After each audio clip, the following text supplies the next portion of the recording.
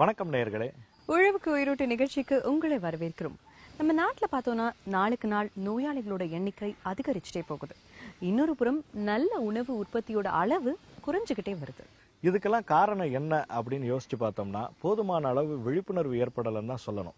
அந்த குறைய போக்குற வகையில நம்ம நிகழ்ச்சியில இனி வரும் வாரங்கள்ல தொடர்ந்து பல பயனுள்ள தகவல்களை பார்க்க இருக்கோம். வாங்க நிகழ்ச்சிகளை போலாம். விக்ரம், தொழில்நுட்பம் ஆராய்ச்சின்னு விவசாயத்தை அடுத்த நிலை கொண்டு போனாலுமே கூட இன்னுமே சில விவசாயிகள் பாரம்பரிய நடைமுறையை தான் கடைபிடிச்சிட்டு இருக்காங்கல்ல. உண்மைதான். அந்த மாதிரி விவசாயிகளை மற்றவங்களுக்கு முன்மாதிரின்னு தான் சொல்லணும்.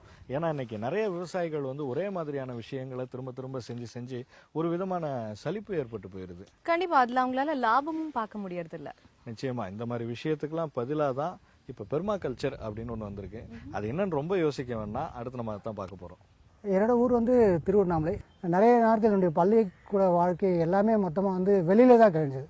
ஒன்று மலையில் இருக்கும், இல்லை காட்டில் இருக்கும், இல்லைன்னா கிணத்துல சந்தோஷமாக குளிக்கிறதா இருக்கும். ஒரு நாளையும் நான் ஸ்கூலுக்குள்ளே போயிட்டு அதிகமாக வீணாக்கலை.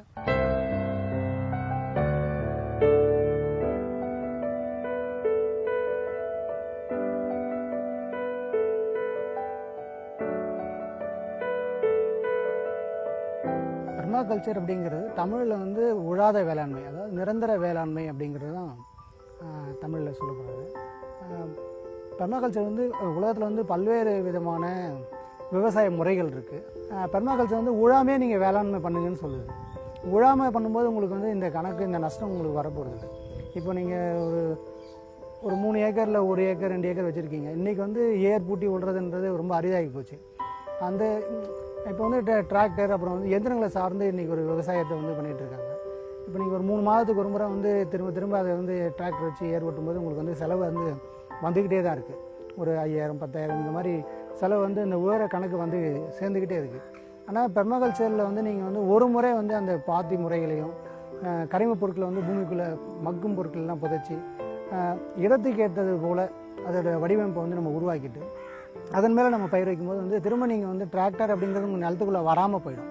நீங்கள் ஒரு முறை ஒரு வீடு கட்டுறது மாதிரி ஒரு முறை நீங்கள் அந்த பாத்தி அல்லது உங்கள் நிலப்பரப்புக்கு ஏற்ற மாதிரி ஒரு நல்ல சரியான ஒரு வடிவமைப்பை நீங்கள் பெர்மாகல்ச்சர் முறையில் பண்ணிட்டும் போது திரும்ப திரும்ப உழுறது, திரும்ப திரும்ப அதுக்கான செலவினங்கள் பண்ணுறதுங்கிறது சுத்தமாக இல்லாமல் போயிடும்.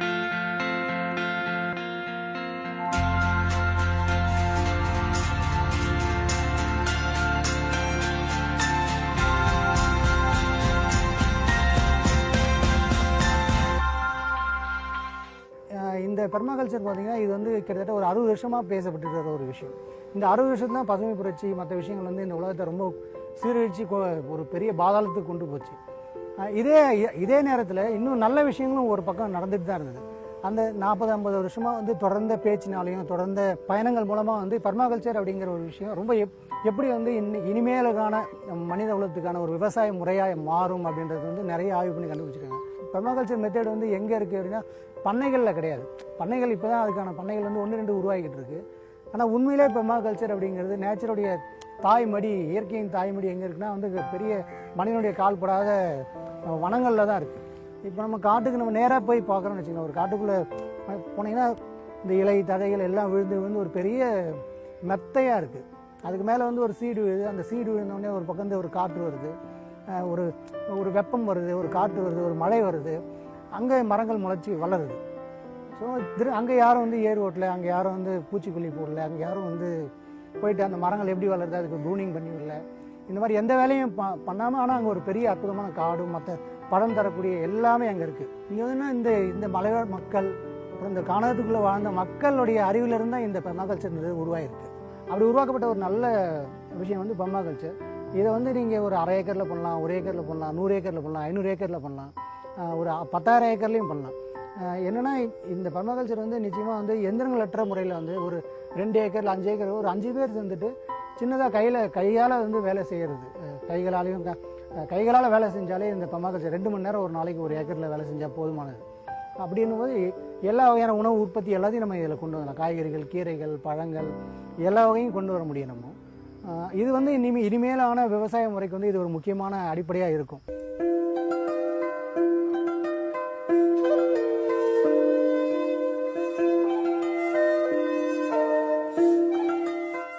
பெர்மாகல்ச்சருடைய முக்கியமான நிரந்தர வேளாண்மையில் என்னென்னா இந்த வடிவமைப்பு வந்து ரொம்ப முக்கியமானது. இப்போ ஒரு ஸ்கொயராக ஒரு கட்டங்கட்டமாக போட்டு விவசாயத்தை வந்து திரும்ப ஒரு சலிப்பூட்டும் விதத்தில் பண்ணாமல் அதை வடிவமைக்கும் போதே நம்ம விருப்பத்துக்கு ஏற்ற மாதிரி நம்முடைய குழந்தைத்தன்மை, நம்முடைய கலை ரசனை, நம்முடைய ஆசை, இல்லை நம்ம பார்த்த விஷயங்கள், நம்முடைய பண்பாடு, இல்லை நம்முடைய கற்பனை திறன், இது எல்லாத்தையும் புகுத்தி இந்த பெர்மாகல்ச்சர் வடிவமைப்பு நம்ம பண்ணும்போது இப்போ நம்ம ஒரு சூரியன் மாதிரி ஒரு பாத்தி அமைக்கலாம், சந்திரன் மாதிரி அமைக்கலாம், இன்னும் 8 போல் நடந்தால் வந்து உடலுக்கு ரொம்ப ஆரோக்கியம் சொன்னால் நீங்கள் 8 போல் ஒரு பாத்தி அமைச்சிக்கலாம். பல்வேறு விதமான வடிவத்தில் நம்முடைய கற்பனை, நம்முடைய கலை நயம், இது எல்லாத்தையும் வந்து விவசாயத்துக்குள்ளே கொண்டு வரும்போது சலிப்புணர்வுலேருந்து நம்ம வந்து மீட்கப்படுறோம். பெர்மாகல்ச்சரில் வந்து நீங்கள் என்ன விதமான வடிவத்தை வேணால் நீங்கள் உருவாக்கலாம். அதை உருவாக்கும் போது என்னென்னா அடிப்படையாக பண்ண வேண்டியது வந்து தண்ணீரை எப்படி நம்ம மேலாண்மை பண்ணுறோம், தண்ணீர் எப்படி அதுக்கு பாய்ச்சறோம் அப்படிங்கிறது. இன்னொன்று வந்து நமக்கு வர இப்போ தண்ணீர் வந்து ரொம்ப குறைஞ்சிக்கிட்டு வருது. இப்போ வந்து 700 அடி 1000 அடி போர் போட்டாலும் தண்ணி இல்லை நிலைமைக்கு வந்து போரை போட்டு நம்ம போய் சேர்ந்தாச்சு. இப்போ நிலத்தடி நீர் ரொம்ப குறைவாக இருக்குது. இப்போ இருக்கிற தண்ணீரை வச்சுக்கிட்டு எப்படி பண்ணுறது அப்படிங்கும்போது நேரடியாக நிலத்தை முழுக்க தண்ணீரால் நிறைச்சி வச்சு நெல் விவசாயம் பண்ணுற மாதிரி காய்கறிகளுக்கு வந்து அவ்வளோ தண்ணீரை வந்து நம்ம பயன்படுத்த வேண்டிய அவசியம் கிடையாது. அப்போ வந்து புதிய முறைகளையும் நம்ம வந்து இதுக்குள்ளே சேர்த்துக்கிறதுக்கான ஒரு இடமளிக்கக்கூடியதாக இருக்குது இந்த வடிவமைப்பு. இதில் என்ன பண்ணலாம், ரெயின்கன் வச்சுக்கலாம். ஒரு மழை மாதிரி நம்ம தண்ணீரை, குறைவான தண்ணீரை அதிக ப்ரெஷரில் ஒரு குழாயின் மூலமாக செலுத்தும் போது எல்லா இடத்துக்கும் வந்து அந்த ஒரு 3 ஏக்கருக்கு பயன்படக்கூடிய தண்ணீரை வந்து 6 ஏக்கருக்கு நம்ம பயன்படுத்துகிற அளவுக்கு அதை உபயோகிச்சுக்கலாம். அது வந்து இயற்கையில் இருக்கிற விஷயத்த பார்த்துட்டு பண்ணாங்க. அதை நம்ம அந்த மாதிரி எடுத்துக்கிட்டு பெர்மாகல்ச்சர் பண்ணும்போது ரொம்ப சிறப்பான ஒரு எதிர்கால விவசாய வாழ்வு நமக்கு அமையும்.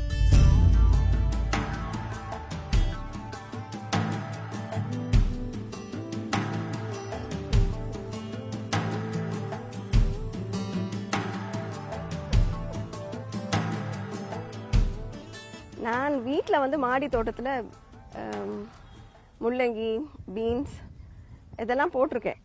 ரொம்ப நல்லா வரும். யூஸ் டு திங்க் இந்த சின்ன இடத்துலயே இவ்வளோ நல்லா வருதே அப்படின்ட்டு. இதெல்லாம் வந்து எங்களுடைய ஃபேக்ட்ரி லேண்ட்ஸ், இதெல்லாம் செங்கல் சூளை இருந்த இடம். அது 15 வருஷமாக பராமரிப்பே இல்லாமல் சும்மா கிடந்தது காடாக. அப்போ வீட்டிலேருந்து வர்ற காய்கறிகளோட ருசி வேறு மாதிரி இருக்கும். நம்ம கடையில் வாங்குறது வந்து ஏன்னா அது கெமிக்கல் போட்டு தானே வருது. அதுக்கப்புறம் நினச்சேன் நான் ஏன் இந்த மாதிரி பண்ணக்கூடாது. எனக்கு அதுக்கப்புறம் கொஞ்சம் கொஞ்சமாக இவ்வளோ இடமும் இருக்குது பண்ணலான்ட்டு கொஞ்சம் ஓரளவுக்கு பண்ணிகிட்டு இருந்தோம். அப்புறம் குமார் அம்பாயிரம் சாரோட அறிமுகம் கிடச்சிது. அவர் வந்து இதை வந்து ரொம்ப ஏஸ்தட்டிக்காக ரொம்ப அழகாக டிசைன் பண்ணி கொடுத்தார். Now it is in a full fledged organic form.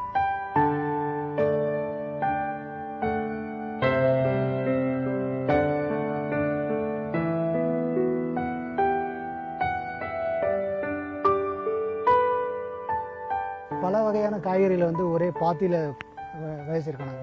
இது வந்து மேட்டுப்பாத்தி முறையில் நீளமான மேட்டுப்பாத்தியை வந்து நாங்கள் இங்கே போட்டிருக்கோம். இதில் பார்த்திங்கன்னா தக்காளி, கத்திரிக்காய், மிளகாய், இது மூணுத்தையும் வந்து மல்டி கிராப்பாக நாங்கள் பண்ணியிருக்கோம். இப்போ வந்து தக்காளி கரைப்பூச்சி வந்து மிளகாய் கரைப்பூச்சி தக்காளி கராது. அப்புறம் அந்த முறையில் பண்ணியிருக்கோம். இது மூணுமே வந்து பார்த்திங்கன்னா சரியான ஒரே நேரத்தில் வந்து சரியான வளர்ச்சி நோக்கி வந்துக்கிட்டு இருக்குது. தக்காளிக்காக இந்த பந்தலெல்லாம் நாங்கள் வந்து போட்டிருக்கோம். தக்காளி செடியை தூக்கி நிறுத்தி கட்டி வைக்கும்போது வந்து கீழே மண்ணில் விழுந்து இதுவாகாமல் இருக்குன்னு சொல்லிட்டு பெட்டில் இப்போ வந்து நிறைய மழை பெஞ்சது. இப்போ தக்காளி, கத்திரிக்காய், இது மிளகா எல்லாமே நிறைய தண்ணியில் தொடர்ந்து நின்றுருக்கும்போது அழுகி போயிடும். அதை வேர் வந்து அழுகி தண்ணியில் தொடர்ந்து நிற்கிறதால அழுகி போயிடும். இப்போ நாங்கள் இந்த மாதிரி ரைஸ் பெட்டில் இது மாதிரி பெர்மாகல்ச்சர் முறையில் நாங்கள் வந்து செடிகளை நடும்போது என்ன ஆகுதுன்னா தண்ணீர் வந்து மழைநீர் சேகரிப்பாக இருக்குது. இந்த தண்ணீர் நிற்கிறது அப்புறம் அது பூமிக்குள்ளே வந்து உறிஞ்சப்பட்டுருது. எங்களுடைய இந்த மேட்டு பாத்தியில் நாங்கள் வந்து விதைச்சிருக்கிறதால எந்த செடியோட வேரும் அழுகி போகாமல் காப்பாற்றப்பட்டிருக்கு. இடைவெளியை முழுக்க வந்து நாங்கள் முள்ளங்கி வந்து மேட்டுப்பாத்தியில் வந்து பயிரிட்டோம். இப்போது செடியை வரை வளர்ந்து வர்றதுக்குள்ளார வந்து எங்களுக்கு முள்ளங்கி வந்து 30 நாளில் 40 நாள் தான் மொத்த அதோடைய வாழ்நாள். பயிர் முதிர்ச்சி அடையிறது. நாங்கள் 30 நாள்லேருந்து முள்ளங்கி கீரைக்கும் இலசாக இருக்கும்போது கீரைக்காகவும் எடுத்துக்கிட்டோம். அப்புறம் முதிரை விட்டு வரிசையாக ஒவ்வொரு நாளும் அதை வந்து விற்பனைக்கு அல்லது வீட்டுக்கு அப்படின்னு எடுக்கும்போது வந்து தொடர்ச்சியாக எங்களுக்கு வந்து முள்ளங்கி கிட்டத்தட்ட வந்து ஒரு 200 கிலோவுக்கு மேலே கிடச்சிருக்கு. இந்த ஒரு சின்ன பகுதியிலேருந்து நாங்கள் அவ்வளோ எடுத்துருக்கோம். இப்போ அதை எடுத்து முடிச்சுட்டு அந்த காலி இடத்துல அந்த காலியாக இருக்கிற இடத்துல வந்து நாங்கள் வந்து கத்திரிக்காய் நாற்று இப்போ அதுக்கு உடனே நட்டுருக்கோம். இதுக்கு நல்ல வந்து அவரை செடியும் இருக்குது. அவரை செடி பூ வச்சிருக்கு. இப்போ அவரை வந்து வர ஆரம்பிச்சிருக்கு. ஸோ காலம் இடம் ரெண்டுத்தையும் வந்து மிக சரியாக வந்து கொஞ்சமாக வீணாக்காமல் பயன்படுத்திக்கிறதுக்கு பெர்மாகல்ச்சர் வந்து ஒரு சிறந்த முறை. அதை நாங்கள் இங்கே நிஜமாகவே வந்து நேரடியாகவே அனுபவபூர்வமாகவே செயல்பாட்டின் மூலமாக அனுபவபூர்வமாக நாங்கள் அதை நல்லா உணர்ந்திருக்கோம். இந்த பண்ணையில் நீங்கள் பார்க்கறது எல்லாமே இப்போது குறைந்த ஒரு 2.5 மாதத்தில் வந்து உருவாக்கப்படுது இந்த பண்ணை, இந்த பர்மாகல்ச்சர் முறையில். எல்லா வகையான காய்கறிகளும் வந்துட்டு இருக்கு, அதை நீங்கள் பார்க்கலாம்.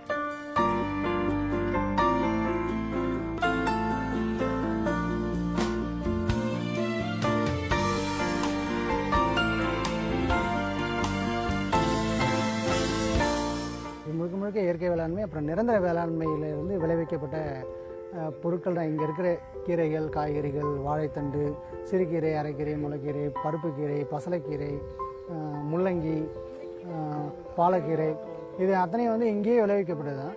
நாங்கள் இதை வந்து வெளியில் கொண்டு போய் மார்க்கெட் பண்ணல. நாங்கள் வெளியில் சின்னதாக ஒரு போர்டு மட்டும் வச்சுருக்கோம், இங்கே இயற்கை விளைந்த பொருட்கள் விற்பனைக்கு கிடைக்கும் அப்படின்னு சொல்லிட்டு. நிறைய பேர் இங்கே நேரடியாக வந்து வாங்கிட்டு போகிறாங்க. நாங்கள் இதை மார்க்கெட் பண்ணுறதுக்கு என்ன பண்ணுறோம் அப்படின்னா, நாங்கள் இதை மார்க்கெட் பண்ணல, இந்த காய்கறிகளே தாங்களே மார்க்கெட் பண்ணிக்குது. என்னென்னா அதோட சுவை வந்து அவங்க திரும்ப வந்து இயற்கையில் விளைந்த அதோட சுவை வந்து திரும்ப அதன் மேலே இருக்கிற நம்பிக்கையும் அவங்க உடலுக்குள்ளே ஏற்படுற இந்த உணவினால் ஏற்படக்கூடிய மாற்றங்களும் திரும்ப அவங்கள வந்து வர வைக்குது. இன்றைக்கி சென்னை மாதிரியான பெருநகரங்களில் வந்து இந்த இயற்கை சார்ந்த கீரைகள், காய்கறிகள் மேலே வந்து நல்ல ஒரு அவேர்னஸ் வந்திருக்கு. சாப்பிட்டதின் பிறகு ஏற்படக்கூடிய உணர்வு மூலமாகவே அது தன்னைத்தானே மார்க்கெட் பண்ணிக்குது. நாங்கள் அப்படி தான் இங்கே அதை நம்பி தான் நாங்கள் செய்கிறோம்.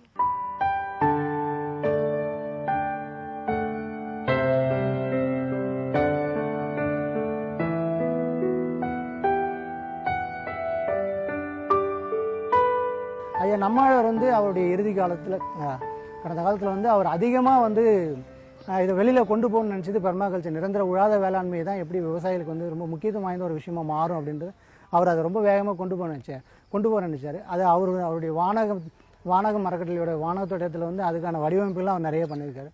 ரொம்ப அழகாக ஒரு விஷயத்த சொன்னார் என்கிட்ட. அறிவு எப்பயும் ஜெயிக்காது, பண்பாடு தான் ஜெயிக்கும், பண்பு தான் ஜெயிக்கும், அறிவு வந்து ஜெயிக்காது. அறிவு வந்து அறிவாக தான் இருக்கும், பண்பு தான் ஜெயிக்கும். பண்பு தான் வந்து உலகத்தை வந்து உயிர்விக்கக்கூடிய அடிப்படை விஷயமா இருக்கும். ஸோ பண்பாட்டை நம்ம கற்றுக்கிட்டு பண்பாட்டு மூலமாக செயல்படுவோம் அப்படின்னு சொன்னார். நான் அவர்கிட்ட இருந்து நிறைய விஷயங்கள், இந்த மகிழ்ச்சியிலேருந்து நிறைய விஷயங்களை வந்து அவர்கிட்ட கற்றுக்கிட்டேன்.